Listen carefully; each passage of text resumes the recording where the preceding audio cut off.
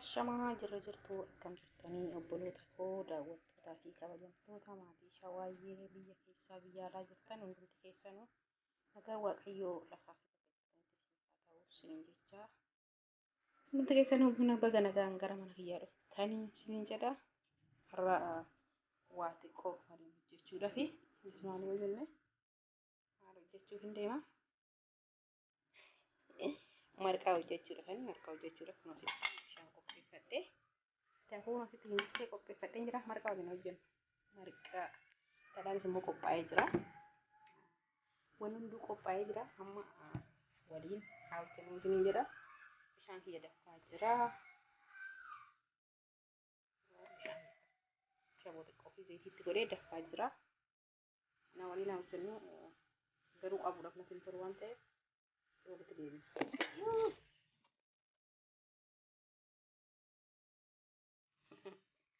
Tajaajila daree galtee jira. Na warraaqsa jedhee natti toluu dide. Inni haala kana warraaqsi natti toluu dide. Kuni nama jalaa maraatti faayiliin keenya okkotee jechuudha. Okkotee shakalaatitti luka lamaan itti hojjetanii warraaqsanii ishiin kun wallaasoo barbaachisti. Daboo jechuudha. Daboo barbaachisti waan ta'eef akkaan qabee naaf mijachuu dide garuu immoo wanti isallee naan argina. Yaa caawuni. Seemee kana harkaa kutuba. Kana hin danda'amne qoyi walitti deebina. Kana kanaan warraaqsan jira. Bishaan asitti qopheeffadhee jira bishaan waan ta'an naqadhee jira. Jechuudha. Keessi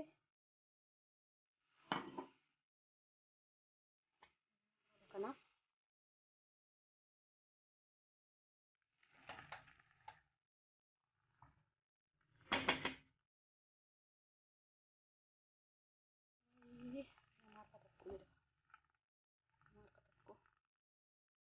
maal baasaa godhadhu tokkicha baasaa ta'e naala kanaan biyya kannisa itti qadaadha jechuudha. Inni akkasiin isiniin jedha waan biyya keenyatti sikkoo waan dharraanee hojjetannee nyaachuu ni dandeenya.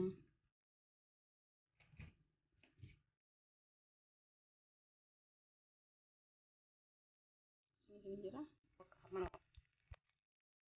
isin dhadhaa keenya illee sittoo ifannee jirra. Dhadhaan kun asitti hojjee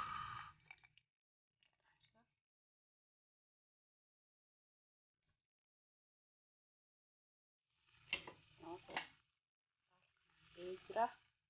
Warraaqsa garuu waan natti hin tolleef ibiddi lafa gochuun qaba.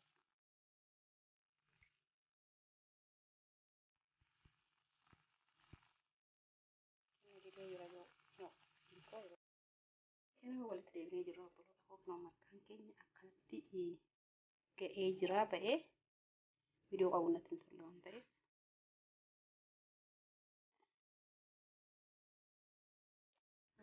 Nama harka tokko waan tokko hojjechuun beeku.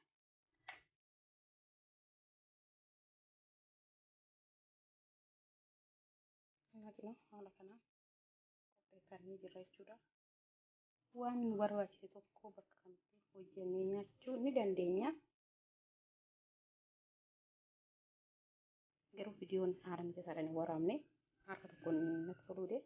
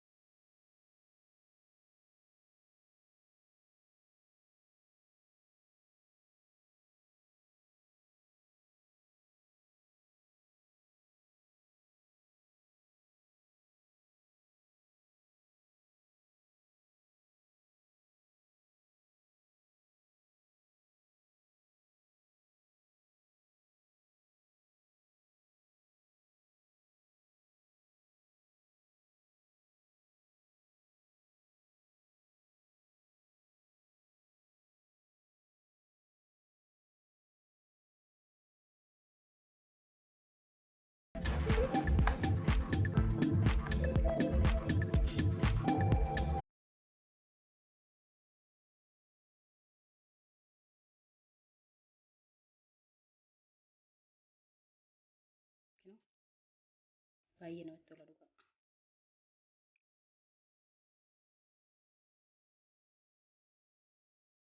Kan hojjetannee mana keenya keessatti waan barbaannu baay'aanne tokko hojjetachuun yaa biyya keenya irratti fudhanne indoo mani marqaa xaafii hin jaaladhuyyuu hin jaaladhu badaa marqaa xaafii akka biyya keenyatti marqaan xaafiitu hojjetama. Yeroo tokko tokko garbuu fi qamadii illee hojjetanii garuu immoo isaanii xaafirraa hojjetanii jechuudha. Inna marqaa akkas qamadii fi garbuu midhaan nan jaaladha. Marqaa xaafii sirna jaaladha. Baay'een jaalladhu marqaa xaafii diimaan marqaan garuu akka keenyatti badaa hin jaaladhuun isin jedha. Kana fakkaata.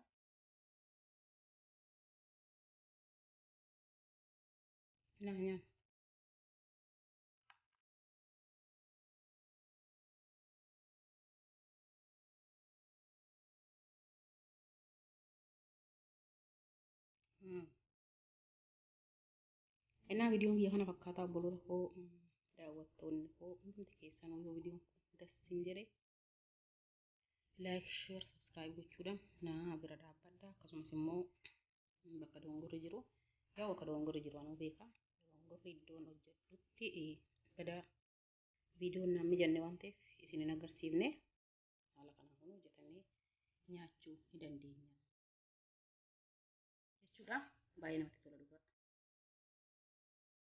Akkasii oraa bulaadhaa galatoomaa garuu mukuttaa nyaanna jedheen jira. Hedduu namatti tola. Mana keenya keessatti waan namatti tole waa'ee qalbiin keenya yaadatte hojjetannee nyaachuu ni dandeenya. Akkasaan isin jira. Koomentii jalatti dogongora jedhamu koomentii jala naa kaa'aa isin jira. Baay'ee.